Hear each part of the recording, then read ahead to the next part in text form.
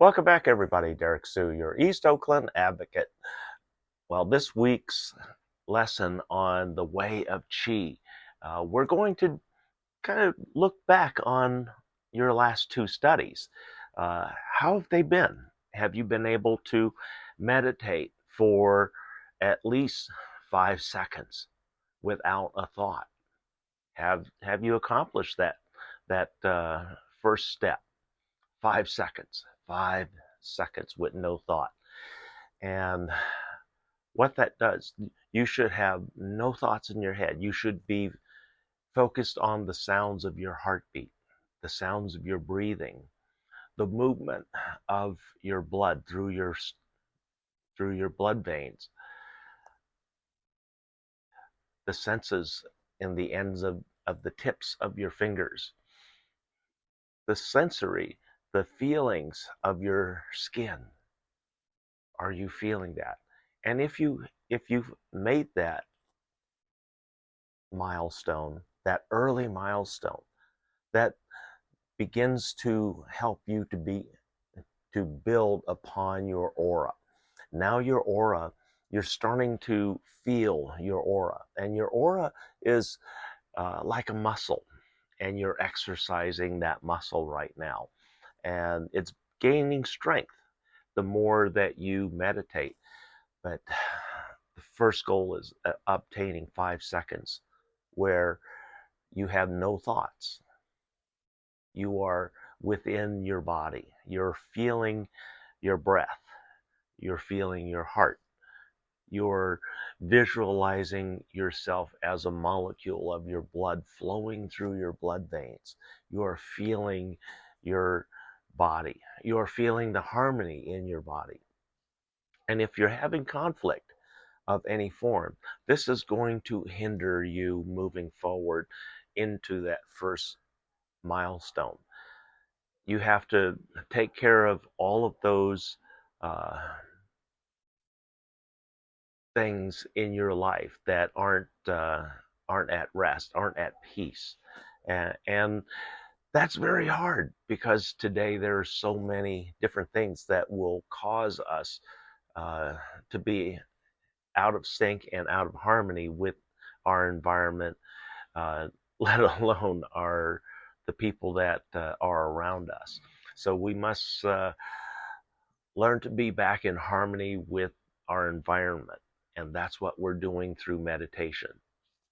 And now that if you've attained the first 5 minutes, where uh, you can automatically open your eyes and see the energy off of a clock. And um, one of the lessons that I want to bring to you for this session is building your mental clock. And so you'll be able to immediately focus on a state of meditation, which is the first step into gaining the fifth dimension of universal knowledge. And that universal knowledge can only come when you're in harmony with the universe and your environment. So right now we want to focus within ourselves, and then once we've accomplished our 5 minutes, we're starting to build on our aura.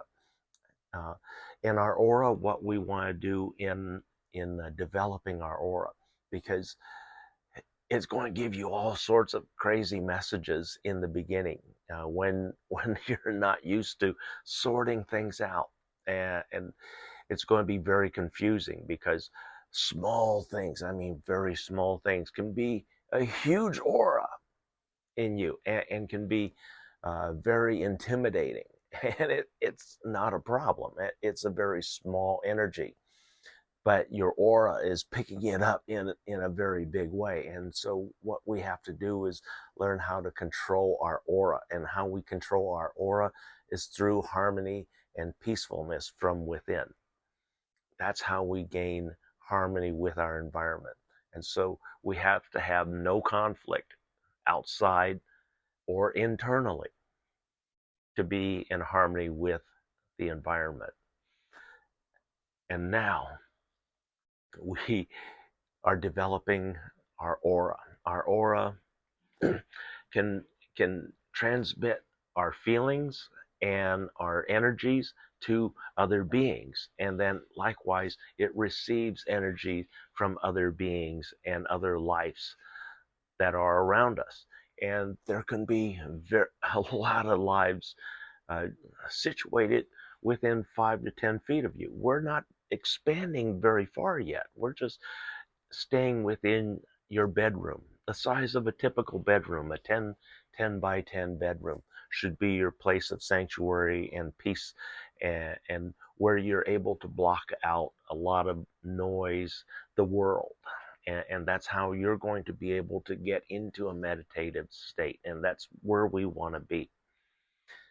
And through that meditative state, we work on our aura. And uh, like I stated in the last session, um, I had annoyed my master, my chi master, and he overwhelmed my aura, overwhelmed my personal aura with uh, his annoyance with me. And he didn't even have to touch me, but it gave me such a severe headache for that time that he was annoyed with me. And that was the energy that he transmitted to me, and overwhelmed my aura to give me that headache. And it's possible to do that. I can do a lot of different things with my aura. And but that's one example, early example of my chi master disciplining me and showing me that it is possible. And throughout the years, I've used my aura to control situations which could have been escalated to a very dangerous situation. One situation where I was in a yard with a known attack dog, and that attack dog got out of its confinement and um, came and checked on me. But here's the thing that confused the dog, is that my aura is always on, and my aura is always positive. And so that's what confused this dog when it came around the corner and located me, and it did a woof. It's like, who are you? And I just looked at the dog. It's like, how'd you get out? I didn't uh, put out an energy of fear or being threatened. I just said, why are you out? You're supposed to be locked up. And I transmitted that energy to the dog. And the dog's like backing up slowly because she's receiving my energy. And I didn't show any fear. And my she didn't show any fear. And so she actually backed up. And this is a dog that the entire neighborhood was shocked didn't attack me. And in fact, uh, by the next day, the entire neighborhood heard that the dog was now my best friend and wandering the yard with me together. And so people were amazed with that, because that dog had attacked so many people in the neighborhood. But it was my chi, my peaceful chi, that put the dog at ease, that I wasn't there to harm it or do anything to it. In fact, we became good friends by the end of the 2 weeks, and I'm sure that the dog was very disappointed when I no longer showed up on that job site. But having a good aura is important. And when you go into a room, people feel that aura. And you can have it on subtle, or you can have it in a, a, a mode where you're not noticed. You can do that. And but that comes with experience, and that comes with the discipline and learning how to control your aura. And that's a next big step that we're going to talk about next week. So uh, we want you to practice and continue on your meditation this week. But we need to get into that meditative state very quickly. And so what we want to do, we want to get ourselves into a relaxed state before we start our meditation. Have nothing on in the room. And at first, when you start focusing on your meditative state, focus on just the sounds in the room, the sounds of your heart, the breathing, the sound of your breathing. That's what you want to focus on while you step into that meditative state. Once you attain that meditative state, how do you know? Because everything's blank. You you suddenly hear nothing, you see nothing, and you feel nothing. That's when you are now entering your meditative state.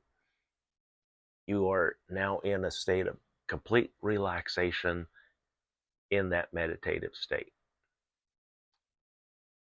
Join me next week and we'll start focusing on your aura and how to control your aura and how to read the messages that you get and how to make a what appears to be a very big energy into a very small energy. Thanks for joining me. Good luck, Grasshopper.